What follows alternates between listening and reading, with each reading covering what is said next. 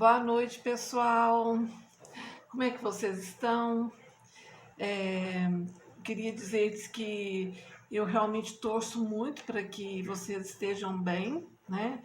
Passando aí por essa quarentena da forma mais tranquila possível, né? Que eu sei que fácil não está sendo, né, para ninguém.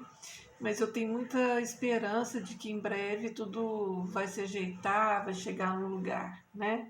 E queria comentar também, porque nós não nos encontramos, né, desde a avaliação da quinta-feira passada, que eu fiquei muito feliz com o resultado dos trabalhos, né?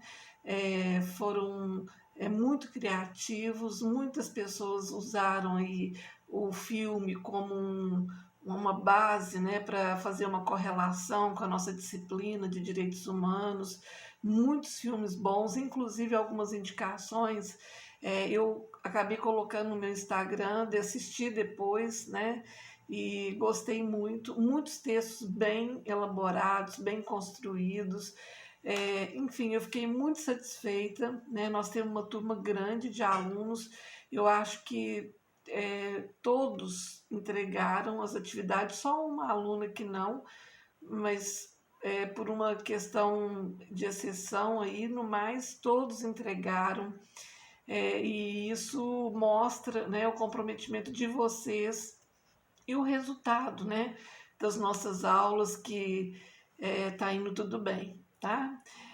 Então a gente começa o segundo bimestre hoje, né, com a disciplina de hoje. Isso quer dizer que nos próximas atividades avaliativas que nós vamos fazer, eu vou pedir da Comissão Interamericana de Direitos Humanos para frente. A bem da verdade, cai ali um comecinho do sistema interamericano, mas mais especificamente da aula passada, quando a gente falava da comissão, e agora, na aula de hoje, que nós vamos tratar da Corte Interamericana de Direitos Humanos, que está dentro do sistema interamericano, né?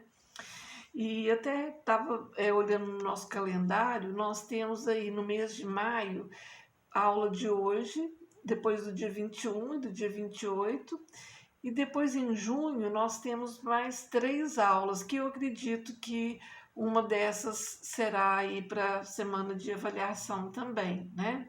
Então vamos aproveitar o máximo que a gente puder, tá?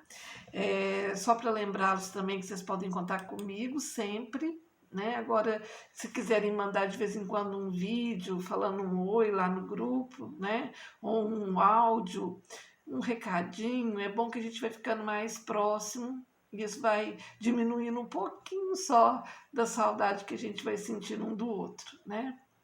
Bom, o tema de hoje, então, é a Corte Interamericana de Direitos Humanos.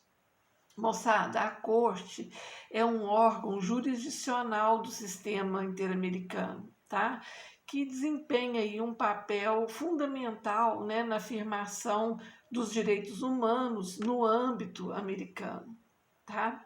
A Corte Interamericana ela tem atuado de maneira efetiva e atualmente ela representa aí uma alternativa é, real, né, na reparação das vítimas e de violações de direitos humanos que não conseguem aí obter a reparação adequada, né, pelos órgãos nacionais do Estado violador. Então, um detalhe até significativo aqui é que foi a delegação do Brasil, né, quem propôs aí a criação de uma Corte Interamericana de Direitos Humanos quando da realização lá da 9ª Conferência Internacional Americana, que se deu em Bogotá em 1948, da qual aí resultou, conforme nós já comentamos, o surgimento da OEA, que é a Organização dos Estados Americanos. Bom, vamos analisar agora, né, em seguida, importantes aspectos sobre o funcionamento da corte, tá? E eu vou seguir aí o que consta, e se alguém quiser acompanhar, nos artigos 52 até 69 da Convenção Americana sobre Direitos Humanos. O primeiro tema é em relação à composição. Como que a corte é composta, né?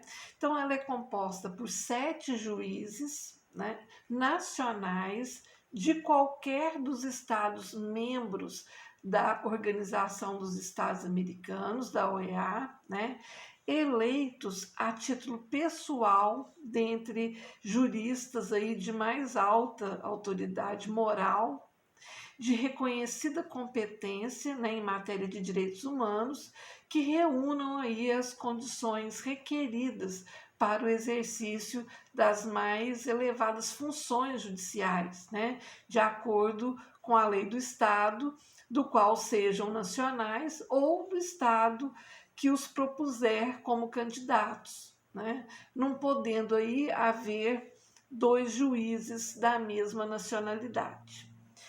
Os juízes da corte, moçada, eles serão eleitos em votação secreta pelo voto da maioria absoluta dos estados partes da convenção, na Assembleia Geral da Organização, de uma lista de candidatos propostos pelos mesmos estados, sendo que cada estado pode indicar até 3 candidatos, né, ao cargo, mas se forem feitas aí 3 indicações, pelo menos um dos indicados ele deve ser nacional de outro estado, tá?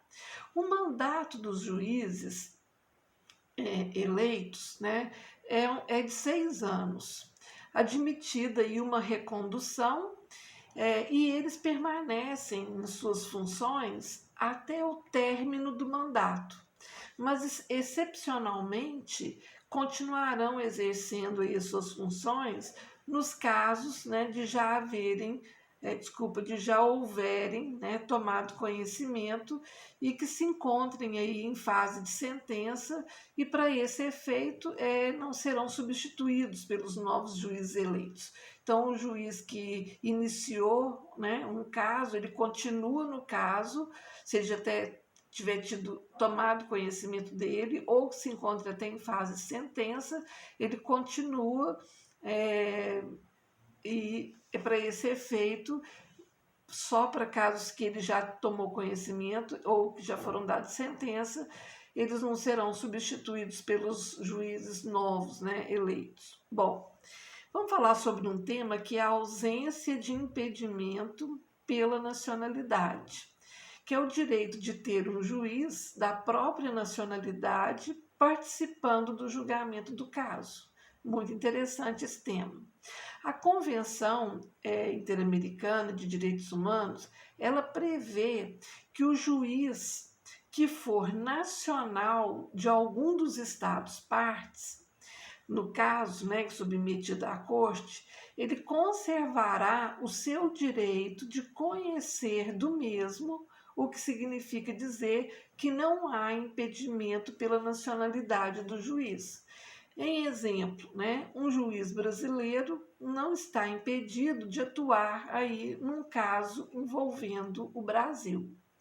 Mais do que isso, né, prevê que se nenhum dos juízes da corte for da nacionalidade do estado envolvido no processo, o estado terá direito de designar uma pessoa, né, da sua escolha para fazer parte da corte na qualidade de juiz ad hoc, né? Ou seja, a convenção assegura aos estados um direito aí de ter um juiz da sua nacionalidade atuando no processo.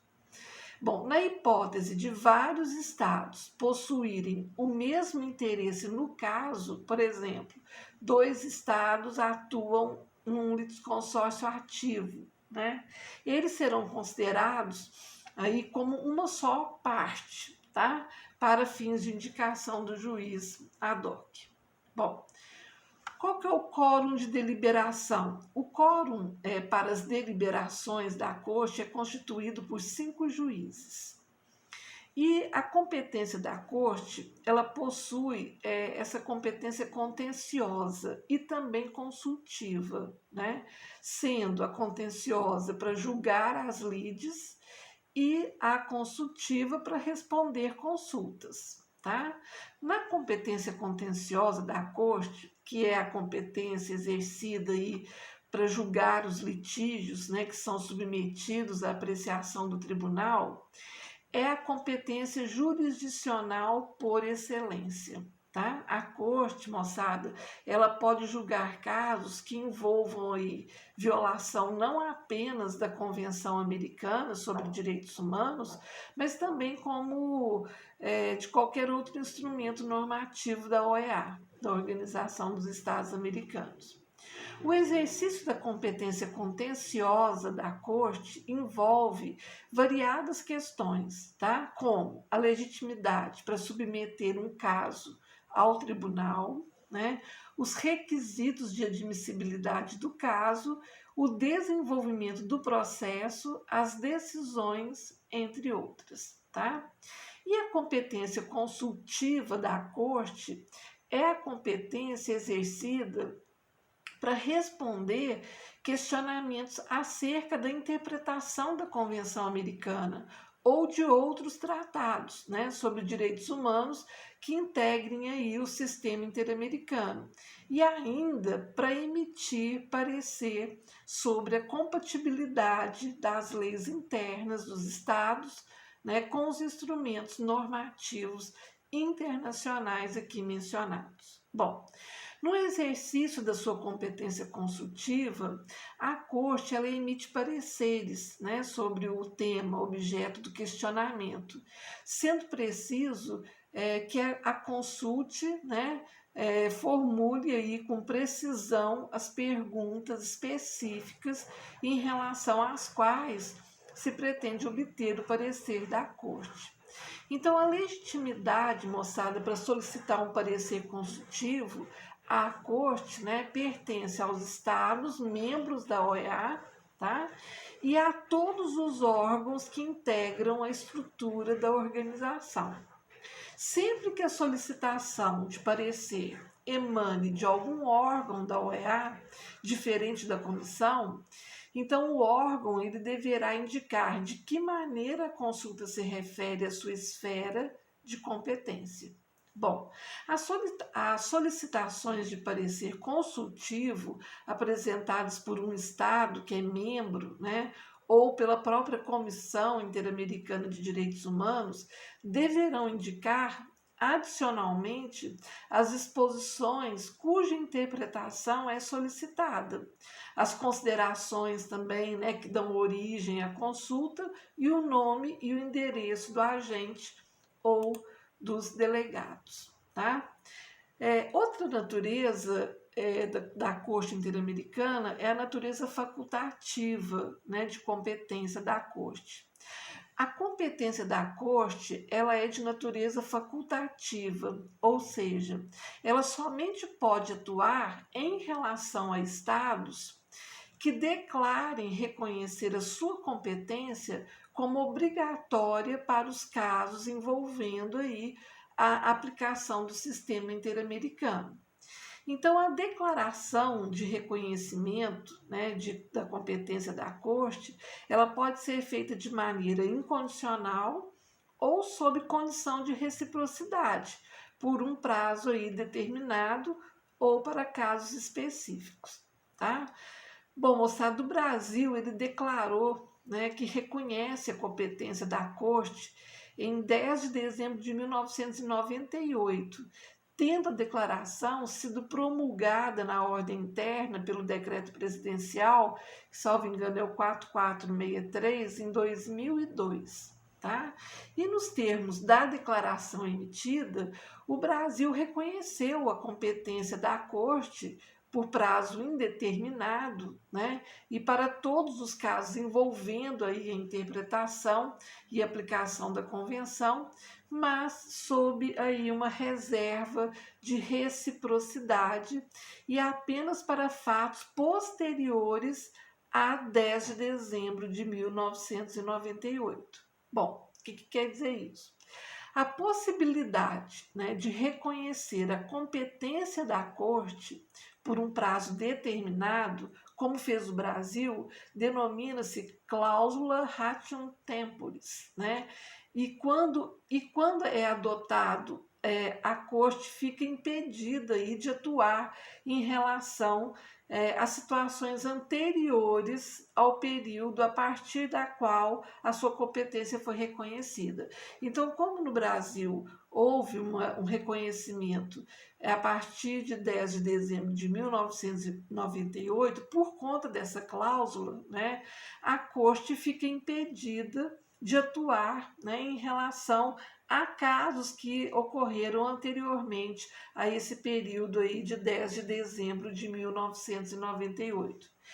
Por seu turno, né, é oportuno aqui destacar, né, que a Corte Interamericana de Direitos Humanos ela tem jurisprudência consolidada aí no sentido de que quando a situação de violação de direitos humanos tem natureza contínua ou permanente, não há nenhum óbice, né, a que o tribunal conheça dos fatos em relação ao período posterior ao reconhecimento da competência da Corte. Então, por exemplo, nós temos um caso que é dos trabalhadores da Fazenda Brasil Verde, né, em que se apurou, na época, a prática de trabalho forçado, de escravidão e até de desaparecimento de alguns adolescentes.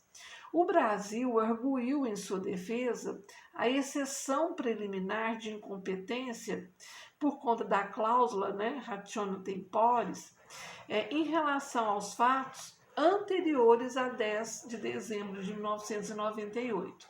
Então, enfrentando aí a exceção, a Corte ela destacou que a situação do desaparecimento forçado de pessoas configura um ato contínuo, né, ou permanente, e acolheu parcialmente a exceção para fins de conhecer e analisar aí o desaparecimento forçado de pessoas a partir do reconhecimento da sua competência contenciosa realizada aqui pelo Brasil.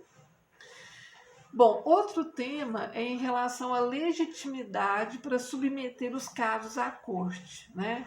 Que é a participação obrigatória da comissão ou a questão da legitimidade também dos indivíduos.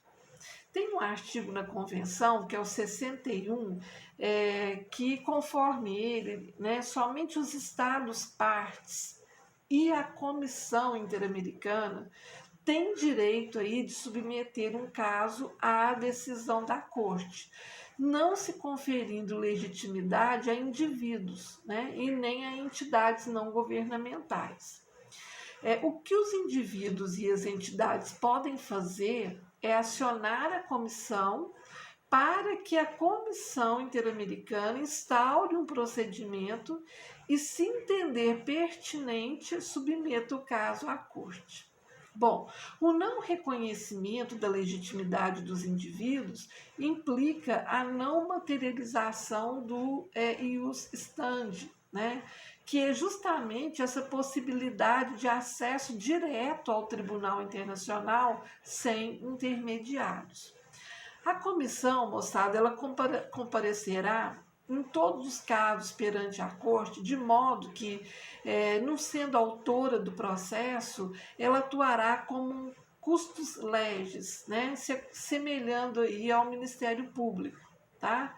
Então, pessoas e entidades, apesar de não terem aí legitimidade para submeter um caso à Corte Interamericana, elas podem se habilitar no processo apresentando aí de forma autônoma, né, escrito de petições, argumentos e provas, até na forma do artigo 25 do regulamento da Corte, atuando como assistentes da comissão. Então, eles poderiam atuar não com legitimidade ativa, mas porque a comissão que teria, mas como assistente da comissão. Bom, as vítimas da violação de direitos humanos que não tenham aí designado um representante, elas poderão ser assistidas aí pelos defensores públicos, né, interamericanos. Interessante, né? A figura do defensor público interamericano.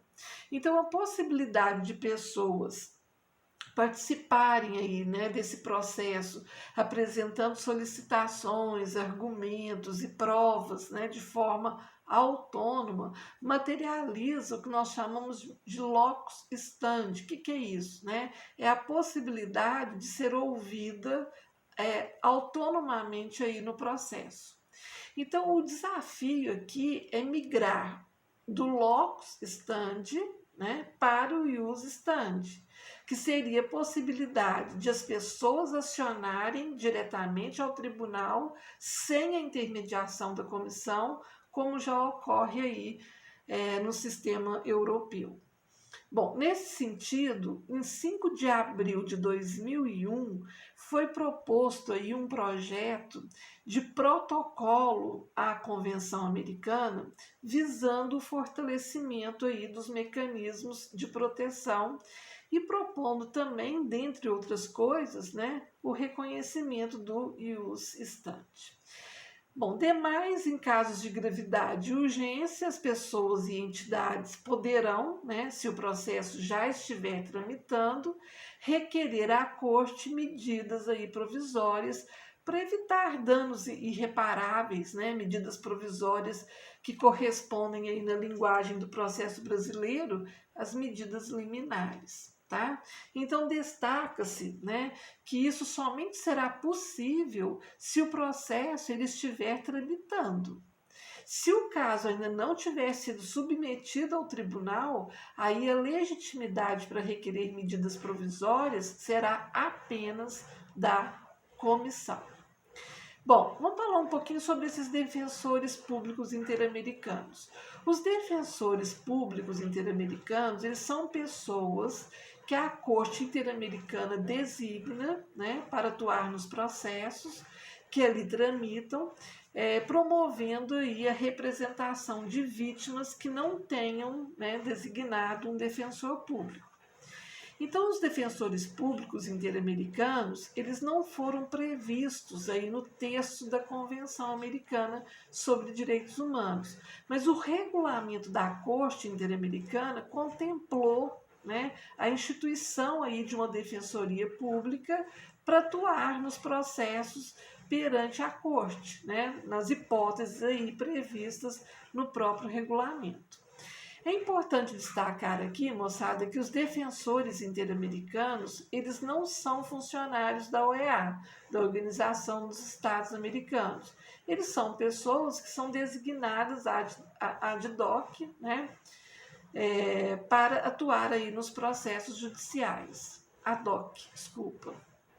Essa palavra em latim sempre, desde que eu fiz faculdade, eu acabo falando errado, né? Ad hoc. E a escolha dos defensores, ela é feita a partir de nomes que são indicados pela Associação Interamericana de Defensores Públicos, né? De defensorias públicas, e a Defensoria Interamericana ela conta com 19 defensores, inclusive sendo alguns brasileiros. Tá? Os brasileiros indicados, né, pela Associação Interamericana de Defensorias Públicas, elas foram previamente, esses brasileiros foram previamente escolhidos no Brasil pelo Conselho Nacional de Defensores Públicos Gerais e pela Associação também Nacional de Defensores Públicos. O primeiro caso de atuação de defensores públicos interamericanos foi no caso Furlan versus Argentina, para o qual foram indicados aí pela Associação Interamericana de Defensorias Públicas em 2011, os defensores públicos interamericanos da Argentina e do Uruguai. Bom, moçada, o próximo tema que nós vamos falar é sobre o processo na corte. Como que se dá, né, o processo dentro da Corte Interamericana. Por hoje nós vamos ficar aqui. Muita gratidão por tudo, né, para vocês me acompanharem, que assistirem as videoaulas. Eu venho com muito carinho, com muito amor, né, nesse momento aqui, que é o momento que eu sinto que eu estou lá na sala de aula, né, do 7º período de Direitos Humanos, eu me vejo lá e E qualquer dúvida que vocês tiverem, filmes que vocês queiram ir como indicação para assistir, me procurem, me mandem recadinhos, tá? Eu estou mesmo prontos para servi-los, viu? Esse é o meu papel de professora, de educadora. Qualquer coisa que vocês precisarem a qualquer tempo, contem comigo. Então, um beijo, até breve, fiquem com Deus.